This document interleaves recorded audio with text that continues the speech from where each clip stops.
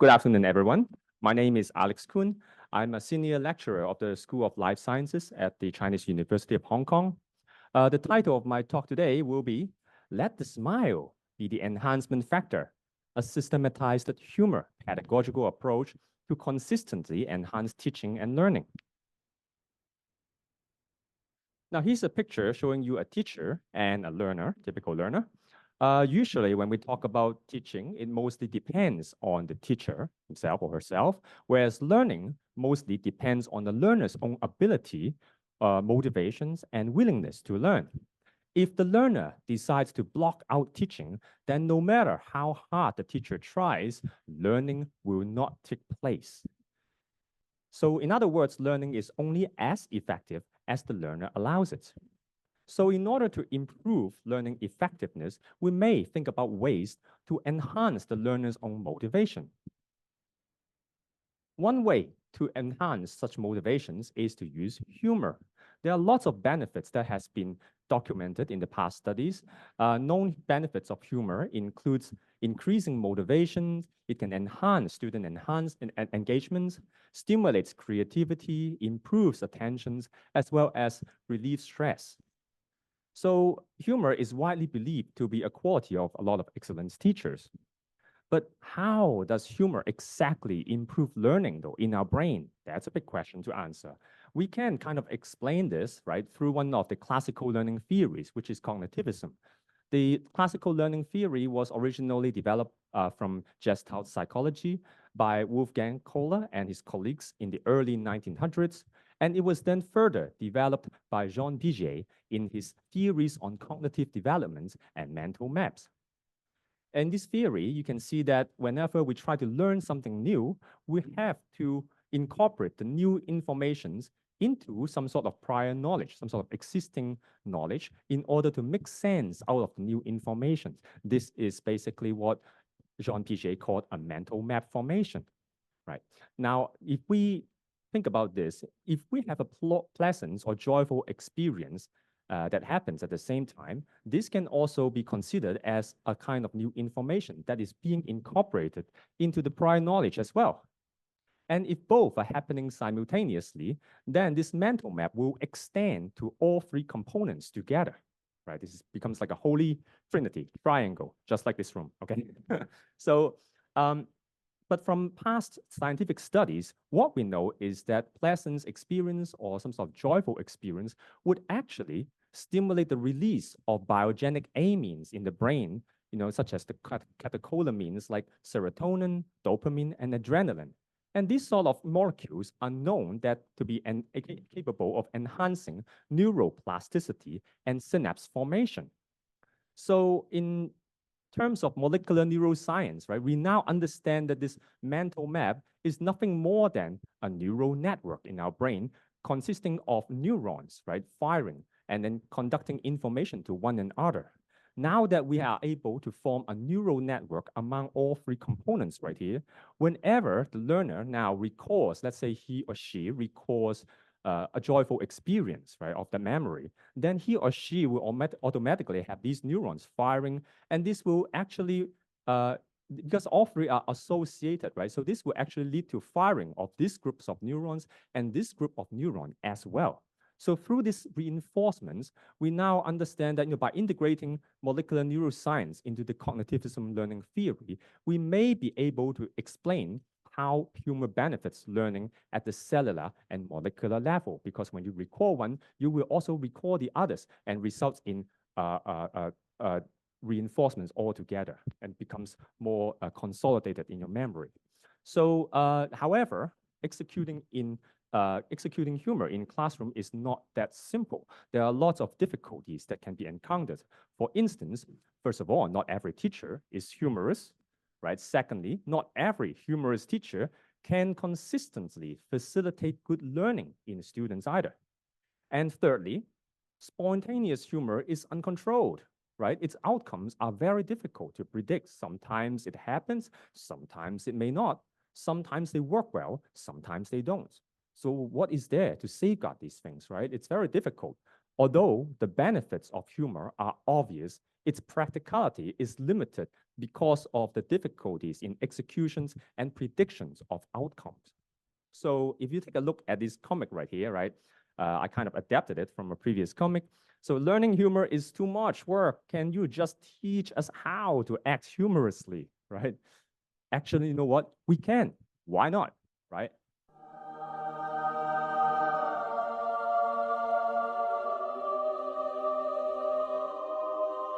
Please allow me to introduce Blended Humor Incorporation System for Teaching and Learning Enhancement, aka FISL, right? The aim of this system basically is to systematically incorporate planned humor in lecture PowerPoints to consistently achieve predictable beneficial outcomes on learning. Now, the advantage of these systems includes, first of all, it is replicable. So once you have created some sort of PowerPoints with the incorporations of humor in there, it can be delivered by different teachers, right? So now we can actually spread. We can actually not just having one teacher able to do this, but many other teachers doing the same thing. And the benefits, it actually can act on both face-to-face and online teaching as well, because this is lecture PowerPoint based. So carrying out this online would have been no problem at all.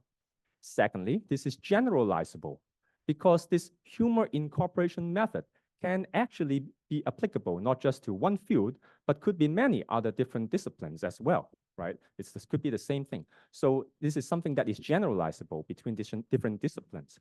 Thirdly, this is sustainable. Once the lecture PowerPoints are humorized, this can be reusable year after year. Also, other deliverables of the project, such as an online repository for us to so that teachers can actually access some sort of past humors and find what is suitable for them, right? And then teachers' guide to help them understand how to use them properly, incorporate the humor. And then hopefully, if we can develop a COP, a community of practice, all these things also contribute to the sustainable aspect of this project. So what must we consider, though, when creating such a system like this? Well, first of all, the factors to consider includes the type of humor, right? What kind of humor should we include in this system? How should we incorporate this sort of humor, right? Modes of humor incorporations. And lastly, frequency. How frequent should we have this sort of humor in the lecture PowerPoint in order to be effective? So first of all, let's take a look at the types of humor. I mean, there are obviously some that are types of humor that are more suitable for teaching, whereas others are not suitable for teaching. On the left side here is showing you a list of the ones that are suitable for teaching, including analogy, wordplay, such as puns and acronyms, some sort of absurdity or exaggeration, right? Anecdotes like telling a funny story, self-deprecating, and even physical, bodily, slapstick kinds of humor is okay for teaching. Whereas unsuitable would be including like satire, sarcasm, and dark humor. These sort of humors are very easily, they can easily offend people. So they are not really suitable for in a teaching system like ours, okay? So for us to create this system, we decide that we should select just these three for now for our study, because these are relatively shorter and are more readily to be incorporated into lecture PowerPoints, which fits our purpose there. So also, one thing to remind you is that the type of humor, right, types of humor is also basically the way that the humor can connect to the teaching material. Remember, when we try to create that holy trinity, the humor has to be related, right, to the actual teaching materials in order for that to work. Otherwise, they would not connect at all. So selecting the type of humor, for example, such as a wordplay, the pun, right? Let's say if it's a pun, then your humor pun, right? The word has to be punning with the actual teaching material, the content, the serious educational content. They must be resonance, right, together in order for this to work. Now, secondly, after talking about the types of humor, we want to talk about modes of incorporation. There are at least two different modes that that we have looked into. One is, of course, is the pre-topic humor. The other one is the post-topic humor. As its name suggests, pre-topic humor would be to incorporate the humor before you actually let out the actual serious educational content. So you're having the joke first, right? In this type of humor, right, it requires a PRR, what we call a point of return to reality. to signal the transition out of the humor, right? Why? Well, because this allows the students to clearly distinguish the humor, right, content from the actual series educational contents, right? Otherwise, they may get confused. Even when you go back to teaching them the real thing, they would think that was also part of the joke. That would not be good. So you must have some sort of PRR to signal out of the humor, okay? Whereas for post-topic humor, a PRR is not required. Now, as for frequency of incorporations, we checked that we have kind of tested that at least one, but not more than 3 humors every 50 minutes of lecture appears to be pretty effective in this system right here. And we know that if it is too few, right, it will result in insufficient effect. Whereas if there are too many, right, it may become a distraction rather than helping the students to focus. Now, this is an example that was from one of our courses when we were teaching this at Hong Kong U in a nursing microbiology course.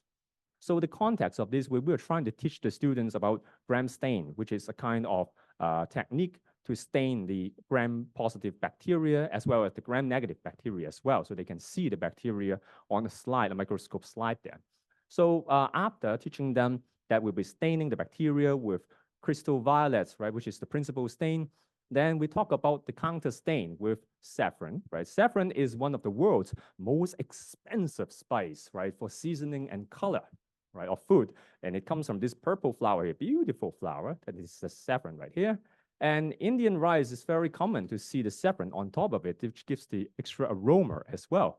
So if we apply saffron on your bacteria on the slide, it will actually give the slide a very distinct floral aroma, which your bacterial slide will now be ready to be served in a Michelin 3-star restaurant, okay? Of course, that was just kidding, right? That was just for fun. So now let's go back to reality, okay? So you know what, that was all just a joke. What we want to do is not with saffron, but with saffronin. We counter stain with saffronin, okay? The counter stain is basically a stain with color contrasting to our principal stain, so that, you know, the principal stain, of course, allow us to see the gram-positive bacteria, and then the gram-negative bacteria would be stained by the counter stain, so we can see all the bacteria that are on the microscope slide. So in this example right here, right, I have selected saffronin, right, a saffron, to be punning, right? It's a word pun with saffronin, right? So it's a kind of wordplay type of humor. And if you think about this, both are actually read as well, right? So you can treat it as kind of an analogy as well, which tightly connects, right, the two together. And this is actually, as for mode of incorporation, this is a pre-topic humor, right? So I'm actually introducing the humor before the actual series content. And of course, this is the PRR right here, right?